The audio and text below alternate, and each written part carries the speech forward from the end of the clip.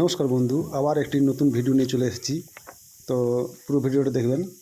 আর এই যে এটা দেখছেন যে প্যাকেটটা খুলছি আমি, এটা একটা হাইড্রোলিক বেড হাইড্রোলিক। এই যে এর ডিটেল দেওয়া আছে যে কীভাবে ফিটিং করতে হয়, এর সঙ্গে নাটগুলো দেওয়া আছে ফিটিংয়ের। তো চলো দেখা যাক, খুলে নিই প্যাকেটটা আর এটা কীভাবে ফিটিং করছি আমি পুরো ডিটেলস ভিডিও দেওয়া আছে। আর এই ভিডিওটা যারা কার্পেন্টার দেখছেন অবশ্যই পুরো ভিডিওটা দেখবেন। আর এত ডিটেলিং দেওয়া আছে যে এটা পুরো ভিডিওটা দেখলে হাইড্রোলিক ফিটিং কীভাবে করতে হয় পুরোটাই জেনে যাবে। এই যে দেখছেন ডিটেলিংগুলো, এগুলো দেওয়া থাকে, কিন্তু এগুলো দিলেও যতক্ষণ না ভিডিওটা পুরোটা দেখবে ততক্ষণ না বুঝতে পারবেন না যে কীভাবে ফিটিং করতে হয়। তো আমরা প্রতিটি পার্ট খুলে নেব। এই যে দেখছেন হাইড্রোলিকটা খুব সুন্দর, গোদরেজ কোম্পানির, খুব সুন্দর। এই যে খুব স্মুথলি খুলে হচ্ছে, আর এটা সোজা আছে একদম, দেখতে পাচ্ছেন সোজা, খুব সুন্দর ফিনিশিং। কিন্তু এই যে আমরা পট্টিগুলো কেটে নেব। তো এটা কাটছি কী জন্য একটু বাদেই এটা দেখতে পাবেন। আর কীভাবে ফিটিং করছি পুরো ভিডিওটা দেখুন অবশ্যই। এই যে দেখছেন এখানে বসাতে হবে, কারণ এখানটাতে আমার হাইড্রোলিকটা ফিটিং হবে। তো কীভাবে ফিটিং করছি আমি নজর করবেন, বাস কীভাবে করছি সেটা দেখে নেবেন ভালো করে। আর এই যে দেখছেন দুইটার মাধ্যমে ফুটো করে নিলাম, আর ওগুলোর মধ্যে স্ক্রু দিয়ে আমি ওটার মধ্যে সেটিং করে নেব সাইডে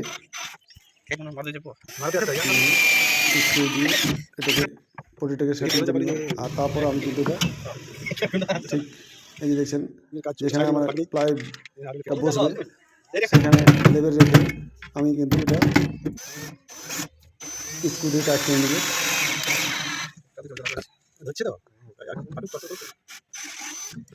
একবার পুরো ভিডিও দেখলে পুরো কাজটা শিখে যাবে এটার, যে কীভাবে হাইড্রোলিক ফিটিং করতে হয়। তো এটা গোদরেজ কোম্পানি, আপনারা যে কোনো কোম্পানিরই ফিটিং করতে পারেন, সেম প্রসেস। জাস্ট দেখছেন এই যে লেভেলটা দেখছেন, এই লেভেলটা কিন্তু বরাবর রাখতে হবে, যেটা আমরা প্লাইটা সেটিং করি গদির জন্য। তো এই যে দেখছেন আমরা উপরে পটি দিয়ে দিচ্ছি, একটা পটি দিয়ে লেভেলটা ঠিক ওই প্লাইয়ের লেভেলে রেখে দেবো, তারপরে প্লাইটা সেটিং করবো, সেটা ভিডিও আছে এটার মধ্যেই।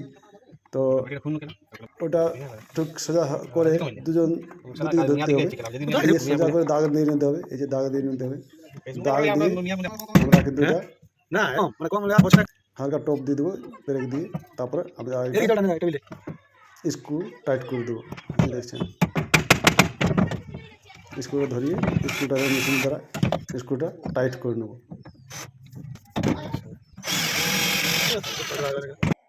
এই যে টাইট করে নিয়েছি দেখছেন।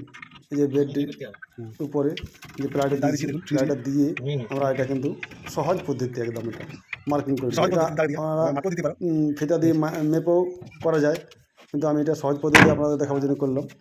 তো এরকমভাবে ফিটিং করে নিতে পারেন। আর ওই যে যেগুলো দাগ মার্কিং দিলাম আমি, ওরাতে কিন্তু ড্রিল দিয়ে সেনা করে নিতে হবে। এই যে দেখছেন ড্রিল ফল লাগিয়ে নিয়েছি 6 mm, তো 6 mm ফল দিয়ে আমি প্রতিটা সেনা করে নেবো, সেটা করে নেবো। এই যে দেখছেন এইভাবে যেগুলো ফটো করেছিলাম সেইভাবে নাট লাগিয়ে দিয়েছি। তো আমি একবার দেখে নেবো ঠিক হচ্ছে না, এই যে উঠানো হচ্ছে না, দেখে নিলাম। তারপরে এগুলোকে টাইট দিয়ে নেবো,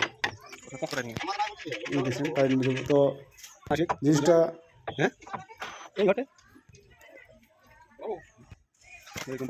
দেখছেন এগুলো পাম্পগুলো 150 কেজি এগুলো পাম্প 150 কেজি এই হাইড্রোলিক, এগুলো হাইড্রোলিক খুব সুন্দর 150 কেজির পাম্পগুলো পাম্পগুলো দেখতে গোদরেজ কোম্পানি। তো যে কেউ বেডে ফিটিং কোনো যে মানে যেমনই ফিটিং করেন, তো সাধারণত যেমনই হাইড্রোলিক ফিটিং করেন কোম্পানির হাইড্রোলিক ফিটিং করবেন, তাহলে ওয়ারেন্টি একটা বা গ্যারান্টি পাওয়া যায়। আর লোকাল মার্কেটে যদি হাইড্রোলিক ফিটিং করা হয় সেটা কোনো গ্যারান্টি ওয়ারেন্টি পাওয়া যায় না, আর ওগুলো ভালোভাবে ব্যবহার করতে ভালোভাবে ব্যবহার করা যায় না আর কি। দেখেছেন পাম্পটা লাগিয়ে নেবো আমরা, এইভাবে পাম্পটা লাগিয়ে নেবো। দেখতে পাচ্ছেন বলেছে নাটের যে ঘর করা আছে সেই নাটের ঘরে আমরা পাম্পটাকে বসিয়ে নেব, তারপর স্ক্রু টাইট করে নেব নাটগুলো। তো এই যে দেখছেন বেডটি আমি ফিটিং করে নিলাম। তো কেমন হয়েছে ফিটিং অবশ্যই কমেন্ট করে জানাবেন। দেখা হচ্ছে নেক্সট ভিডিওতে।